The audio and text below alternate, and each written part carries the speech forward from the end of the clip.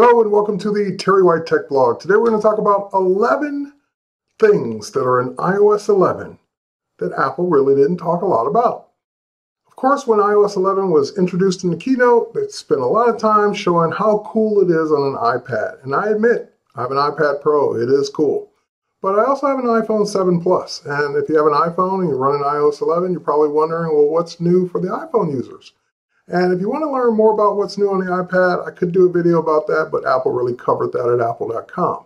So let me show you some cool hidden things that you can use on iPhone or iPad. In other words, 11 things that Apple really didn't talk about. Are there more than 11?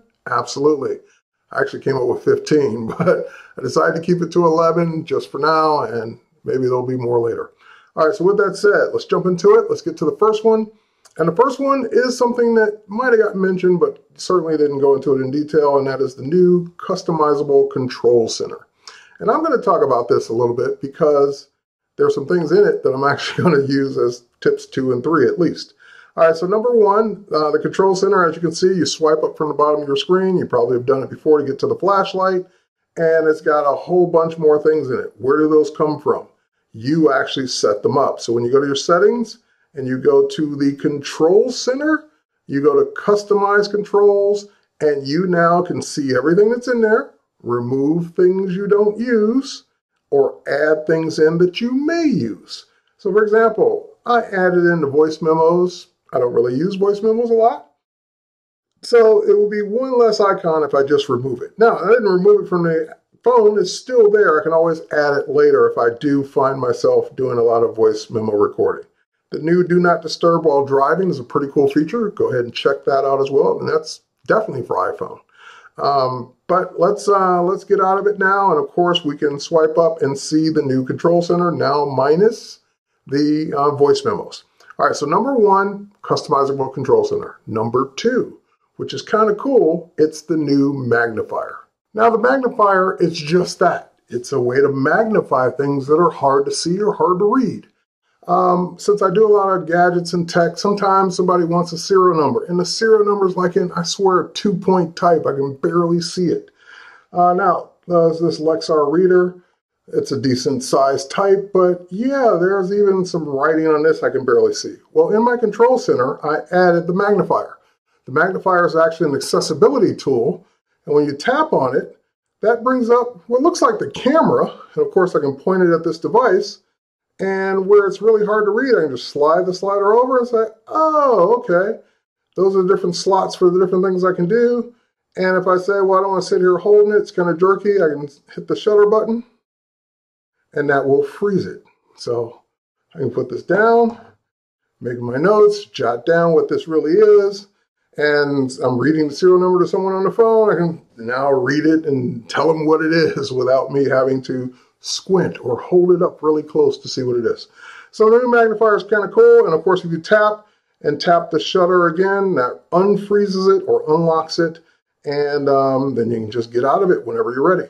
So the new magnifier, definitely cool, worth checking out, and that is number two. Number three, I can't really show you while I'm recording this video, but is definitely going to be one of my favorite new features.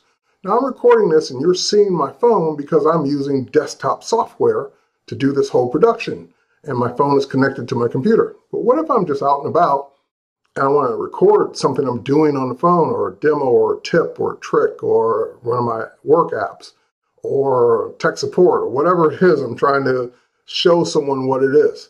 Well, now if you swipe up, you can add the screen recorder to your Control Center. So it's the icon, it's second row from the bottom, second icon, the one that looks like two circles. That is an actual record button. Now, if I were to tap it, it's going to give me a 3-second countdown, and I can jump out of Control Center and go anywhere I want. And then I can do anything I want for as long as I want. And when I'm done recording, when I want to be done, there's a red bar that'll be at the top to let you know you're recording your screen. You would tap the red bar, and then you'll get the option to cancel tapping the red bar or stopping the recording. So since I can't do it while I'm recording, I'm already recording, I can't record twice, I'm going to go ahead and show you the results. So let's go to my Photos app, where I'm in my Videos album, and here's a screen recording I did for this demo. So if I had done it live in front of you, it would look like this. So it plays, I swipe my screen a few times, I go back, and then I hit stop at the top, or I hit the red bar at the top, and then it gives me the option to stop the recording. And that's it. That's the video.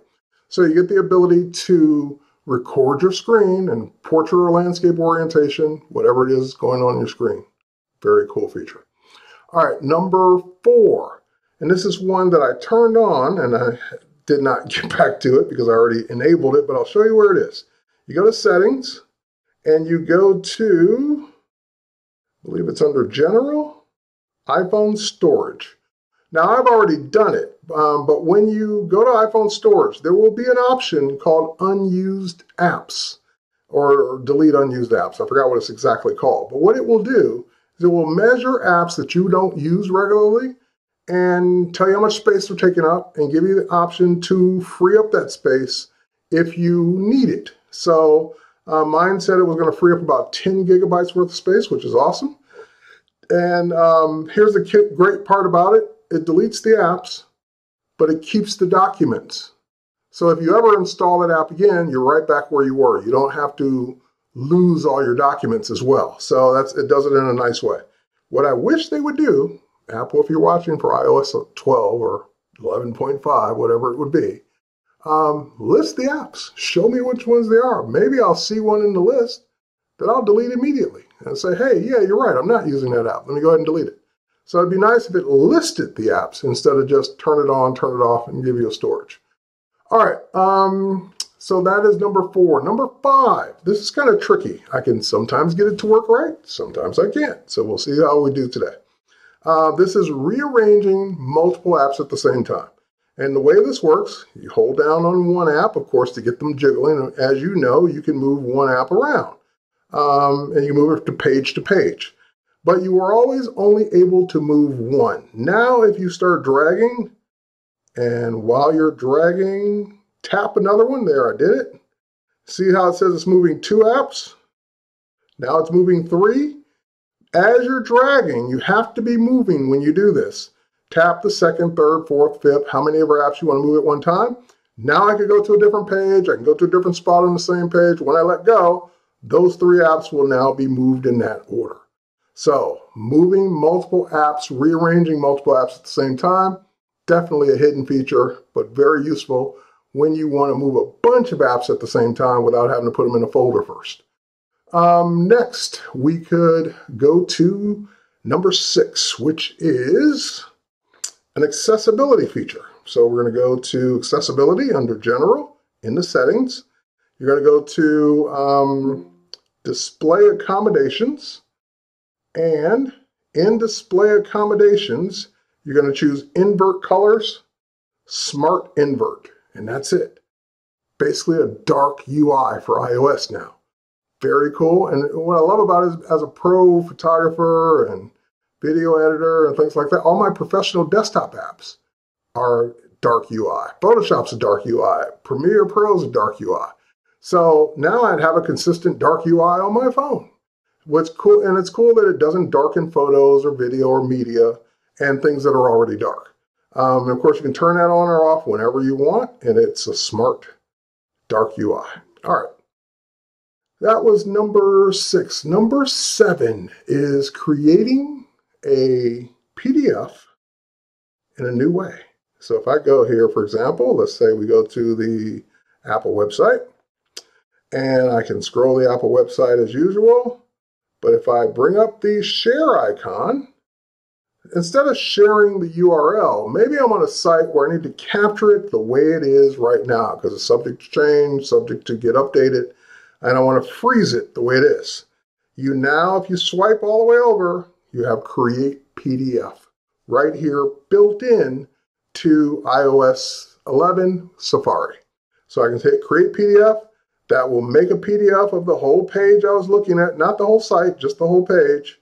And I now have a PDF that is this page forever, even if Apple updates the site tomorrow.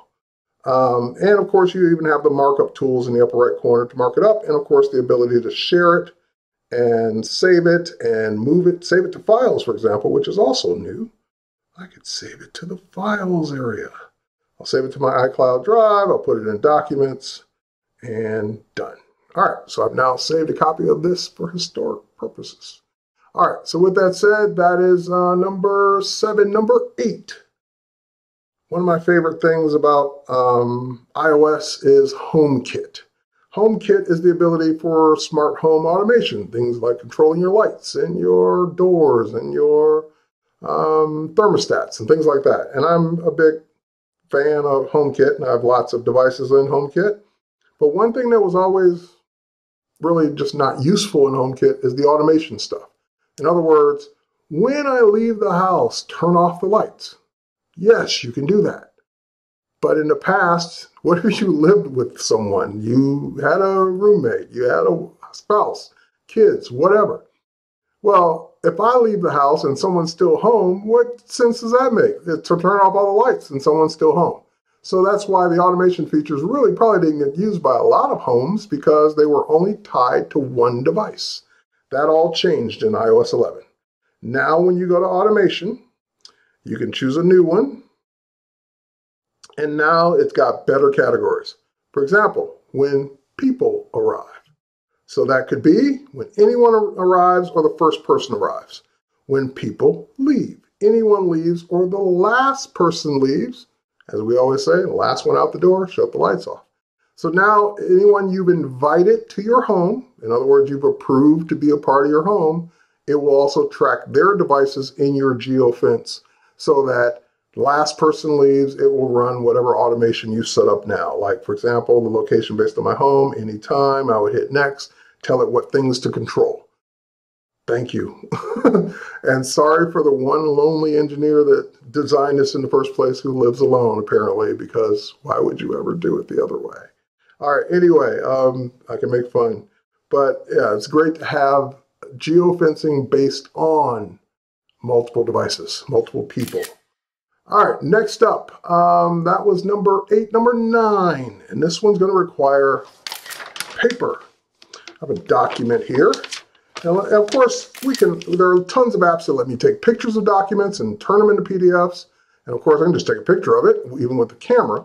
But Apple really didn't have a way in iOS built in to do this. I'm going to need to make some room here. All right, let's back up a bit, and I'm going to go ahead and bring up the Notes app. The Notes app, what? All right, I'm going to hit Done. I've done it before. And we're going to do a new note. And when I do a new note, you'll notice that above the keyboard, you have some options. You can, it looks like I created a table now. With different type sizes, and I'm guessing at what these icons are because I haven't experimented with them yet. But the fourth one is the plus sign. When you hit the fourth one, that will give you the option now to scan documents. So when you hit scan, that'll bring up your camera. And as you hover over a page and can see all 4 edges, you can hit the shutter button. And if there were multiple pages, you would just keep scanning. Even though it's the same page, I can keep scanning it. That's page 2. Flip it over, page 3, so forth and so on. I didn't have multiple pages, but you get the idea. So now I'm going to go ahead and say, keep the scan. And I could hit save. And now those 3 pages, this 3-page document, bear with me, it's really only 1 page, but let's say it was 3. You can now tap on, and Apple did show this or talk about it, but they didn't really show how to do it. They said you could scan documents with your iPad and sign them. And I'm like, well, how does that work? I didn't see a way to sign. Now, if I get out of the scan, there's the markup tools for the note, but not this, because when you tap on a document, the markup tools go away. So I was like, well, how would I sign it? There's got to be a way. And here's the way. Hit the share button, then swipe over, and now mark up the actual PDF. So if there was a signature box, oh, grab the pencil, signature box, I could go ahead and sign this, and then hit done, and then share it signed. So even on your phone, even with your finger, you don't have to have an iPad or an Apple Pencil, even though those are great, and I have one, they're great, but you can do it on your phone as well. So great to have this iOS 11 capability without having to get a third-party app now built right into the Notes feature. So even if you never use Notes, now you have a better reason to use it. All right, number 10, we're almost done. Number 10, has to do with QR codes. So I've got one here. And here's a QR code that would take you to my photography website. In the past, if you wanted to use a QR code on your iPhone, you, again, downloaded a third-party app. There was no way built in to do it. Now there is, and it's not an app. It's not something you go find and search for QR. It's actually not even visible even in the app that it's in because it's just another one of those hidden things. It's in the camera app. So if I bring up the camera app, okay, there's the camera app, and I can turn off live photo and all that. But as soon as I hover over this QR code, watch what happens. Boom. It says, oh, do you want to open terrywhitephotography.com in Safari? Yes, I do. And it will take me right to that web page and open it up. So QR code scanning right in the camera app. You just point at a QR code, and it knows what a QR code is. And it will go ahead and propose, it doesn't open it automatically, propose the site, and you can still tap to open it or not. Which I love that extra added step of security, because sometimes you might scan a QR code that takes you to some malicious page or some weird site. So you get to at least see the URL that you're about to go to before you do it. All right, last but not least is I'm going to have a little fun here. Let's go to messages. And now that I got my fictitious phone number, I can go ahead and say, hello. Don't worry, no one exists at this number. But instead of me sending just the word hello, we have a couple of new iMessage effects, or messages effects. So if I hit the green arrow, we know that sends it. But if I hold down the green arrow, then I can get to invisible ink, gentle, loud, slam. Those were already there. That's not new. But notice at the top, we have screen. That's new. Not screen effects, but this new effect, echo. So echo is one of the new effects where it just echoes whatever you typed a million times on the screen. Great. Swipe to the left, and spotlight, another new one. It just basically puts a spotlight on what you're about to send so people really can zero in on it.